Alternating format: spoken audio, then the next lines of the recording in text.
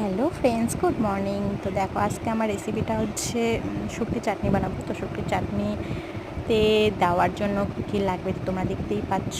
লঙ্কা আছে, দুইটা পেঁয়াজ আছে, আর সাথে রসুন আছে। তো পেঁয়াজগুলোকে আমি কেটে নিচ্ছি, রসুন টসুন সবগুলো ছিলে নিচ্ছি, লঙ্কাগুলো বোটা ঝাড়িয়ে ওগুলোকে অল্প অল্প করে ভাজা করব। পেঁয়াজটা ভাজা করবো না, পেঁয়াজটা কেটে রাখছি ওটা লাস্টে দেওয়ার জন্য।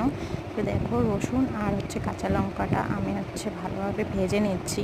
আর তারপরে ওখানে শুটকিটা গরম জলে রাখা আছে, সেটা গরম জল দিয়ে ভালো করে ধুয়ে নেব। ধুয়ে নিলে, গরম জল দিয়ে ধুয়ে নিলে আর কি বেশি গন্ধটা থাকে না, আর যা আঁশগুলো থাকে ওগুলো চলে। তোমরাও কিন্তু চেষ্টা করতে পারো এভাবে, মানে শুটকি ধুয়ে ভালোভাবে ধোয়া হয়ে যায়। তো দেখো, শুটকিটা আমি ভেজে নিচ্ছি। তো শুটকিটা ভাজা হয়ে গেলে আমি এটা মিক্সার মধ্যে দিব। মিক্সারে দিয়ে ভালোই হয়, তার থেকে বেশি ভালো হবে যদি তোমরা পাটার মধ্যে বেটে খাও। পাটার মধ্যে বেটে খেলে আরও বেশি টেস্ট হয়। তো দেখো, আমার পাটার মধ্যে বাটার সময় নেই, কারণ আমার মেয়ের অসুস্থ, মেয়ে ওইদিকে ঘুমাচ্ছিল, তাই এদিকে বানাচ্ছিলাম, তার মধ্যেই মেয়ে উঠে গেছে। তো দেখো, আমার মিক্সারের মধ্যে ওটা বাটা হয়ে গেছে। বেটে তার উপরে আমি কুচি কুচি করে পেঁয়াজগুলো কেটে দিয়েছি।